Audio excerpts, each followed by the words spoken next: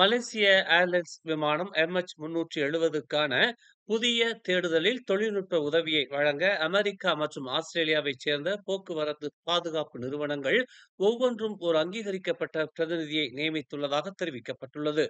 விமானம் காணாமல் போன 11வது ஆண்டு நிறைவை ஒட்டி வெளியிடப்பட்ட அறிக்கையில், அமெரிக்க தேசிய போக்குவரத்து பாதுகாப்பு வாரியமான NTSB மற்றும் ஆஸ்திரேலிய போக்குவரத்து பாதுகாப்பு பணியகமான ATSB ஆகியவை இங்கிலாந்தை தளமாக கொண்ட ஓஷியான் இன்ஃபினிட்டி தலைமையிலான தேடுதலுக்கு உதவுவதாக போக்குவரத்து அமைச்சு தெரிவித்துள்ளது. விமான வரலாற்றில் மிகவும் சிக்கலான மற்றும் சவாலான தேடல் நடவடிக்கைகளில் ஒன்றாக தொடரும் இந்த தொடர்ச்சியான முயற்சியில் அனைத்து தரப்பினரின் ஒத்துழைப்பும் விலைமதிப்பற்றது என்று அந்த அறிக்கையில் குறிப்பிடப்பட்டுள்ளது.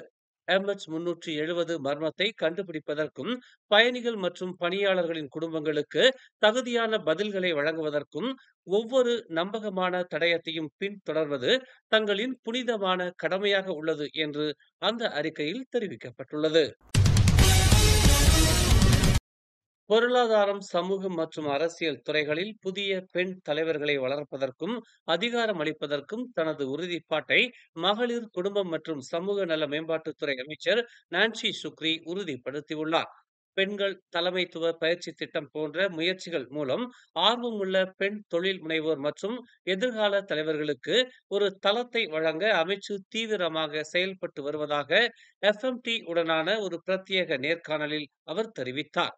தேர்ந்தெடுக்கப்பட்ட பங்கேற்பாளர்களுக்கு வழிகாட்டுதல், பயிற்சி மற்றும் நிதி உதவி வழங்குவதையும், முடிவெடுக்கும் மட்டத்தில் அவர்கள் தலைவர்களாக மாறுவதற்கு அதிகாரம் வழங்குவதையும் இந்த திட்டம் நோக்கமாக கொண்டுள்ளது என்று அவர் தெரிவித்தார். அரசியல் துறையில் இளம் தலைவர்கள், குறிப்பாக பெண்கள், அடுத்த தலைமுறையினரை ஊக்குவிக்கவும் உதவ வேண்டும் என்று தாம் விரும்புவதாக அவர் குறிப்பிட்டார். முன்னாள் பிரதமர் இஸ்மாயில் சப்ரி யாக்கூப் தொடர்பான வழக்கை விசாரிப்பதில் மலேசிய லஞ்ச ஊழல் தடுப்பு ஆணையமான MACC நியாயமாகவும் தொழில் ரீதியாகவும் செயல்படும் என்று அரசாங்கம் நம்பிக்கை கொண்டுள்ளதாக துணை பிரதமர் அஹ்மத் ஜாகிர் ஹமீடி தெரிவித்துள்ளார். 47 குற்றவியல் குற்றச்சாட்டுகள் மீதான தனது சொந்த விசாரணையில் இருந்து இந்த நம்பிக்கை உருவாகிறது என்றும், அதில் தாம் நிபந்தனையுடன் விடுவிக்கப்பட்டதாகவும் அவர் கூறினார். அதில் ஊழல், குற்றவியல், நம்பிக்கை மோசடி மற்றும் பண மோசடி குற்றச்சாட்டுகள் போன்றவையும் அக்குற்றச்சாட்டுகளில் அடங்கும் என்று அவர் சுட்டிக்காட்டினார். தனிப்பட்ட முறையில் தாமும் இதே போன்ற சூழ்நிலையில் இருந்தேன் என்றும், தனது வழக்கு நீதிமன்றத்திற்கு கொண்டு வரப்பட்ட போது பல்வேறு குற்றச்சாட்டுகள் இருந்த போதிலும் இறுதியில் நீதி நிலைநாட்டப்பட்டது என்றும் அவர் கூறினார். நீதிமன்றத்திலும் இஸ்மாயிலின் வழக்குக்கு இதுவே நடக்கும் என்று தாம் நம்புவதாக ஜாகித் ஹமீடி குறிப்பிட்டுள்ளார். மலேசியாவில் நல்லிணக்கம் பாதுகாக்கப்படுவதை உறுதி செய்வதற்காக மத பிரச்சனைகளை தீர்ப்பதில் அரசாங்கம் உறுதியாக உள்ளது என்று துணை பிரதமர் Datuk Seri doctor Ahmad Zahid Hamidi தெரிவித்துள்ளார். மடானி அரசாங்கம் கூட்டரசு அரசியலமைப்பில் கூறப்பட்டுள்ள கொள்கைகளை நிலைநிறுத்துகிறது என்பதில் தாங்கள் நம்பிக்கை கொண்டுள்ளோம் என்று குறிப்பிட்ட அவர், மேலும் அரசாங்கத்திற்குள் உள்ள கட்சிகளும் அரசியல் அமைப்பில் குறிப்பிடப்பட்டுள்ளதை ஆதரிக்கின்றன என்று நேற்று இரவு கம்போங் ரந்தாவ் பஞ்சாங்கில் மஸ்ஜித் தானாவில் நடந்த தெற்கு மண்டல அளவிலான சாந்துனான் கசே ரமலான் நிகழ்வில் கலந்து கொண்ட பிறகு செய்தியாளர்கள் மத்தியில் இதனை தெரிவித்தார். மலாக்கா முதலமைச்சர் டத்தோஸ்ரீ அப்துல் ரவூப் யூசோ மற்றும் பரிசான் நேஷனல் பொதுச் செயலாளர் Datuk Seri doctor Zambry Abdul Kadir ஆகியோரும் கலந்து கொண்டனர். நாட்டின் பல்லின சமூகத்தில் நல்லிணக்கத்தை சீர்குலைக்க மத பிரச்சனைகளை பயன்படுத்த வேண்டாம் என்று அவர் நினைவூட்டினார்.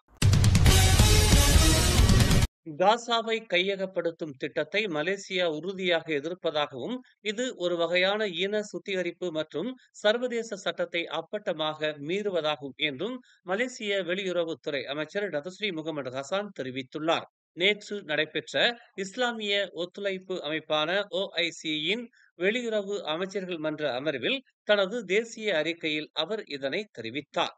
காசாவை கையகப்படுத்தும் திட்டத்தை ஜெனீவா மாநாட்டின் நெறிமுறை 2 பிரிவு 17 மீறுவதாக அவர் கூறினார். இது ஆக்கிரமிக்கப்பட்ட பிரதேசங்களில் பொதுமக்களை கட்டாயமாக இடம்பெறுவதை தடை செய்கிறது என்று அவர் சுட்டிக்காட்டினார்.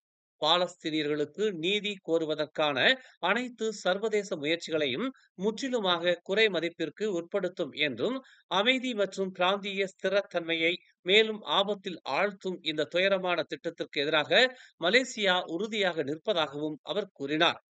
போர் நிறுத்தம் பாலஸ்தீனியர்கள் வீடு திரும்பவும் மிகவும் தேவையான உதவியை பெறவும் வெற்றிகரமாக அனுமதித்தாலும், இஸ்ரேல் இந்த இக்கட்டான சூழ்நிலையை பயன்படுத்துகிறது என்று அவர் குற்றம் சாட்டினார்.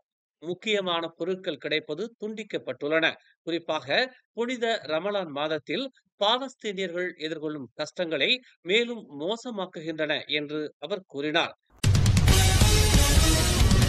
பினாங்கு சிம்பாங் எம்பாட்டில் உள்ள ஒரு தொழிற்சாலையில் அனுமதியின்றி மின்னணு கழிவுகளை மறுசுழற்சி செய்யும் நடவடிக்கைகளை மேற்கொண்டதாக கூறி 2 மியான்மர் நாட்டவர்கள் உட்பட 3 பேரை பொது செயல்பாட்டு படையான GOF கைது செய்தது. கடந்த புதன்கிழமை நடத்தப்பட்ட ஆய்வில் அந்த தொழிற்சாலை சுற்றுச்சூழல் துறையின் எந்த உரிமமும் அல்லது ஒப்புதல் இல்லாமலும் செயல்பட்டு வந்தது தெரிய வந்ததாக உலுகிந்தா GOF வடக்கு படைப்பிரிவு தளபதி SAC ஷாராம் ஹஷீம் கூறினார். இந்நடவடிக்கையில் GOF குழு 60.5 மில்லியன் மதிப்புள்ள மின் கழிவுகளையும் எந்திரங்கள் உட்பட பல பொருட்களையும் பறிமுதல் செய்தது. மொத்தம் அதன் மதிப்பு 106.7 மில்லியன் என மதிப்பிடப்பட்டுள்ளது.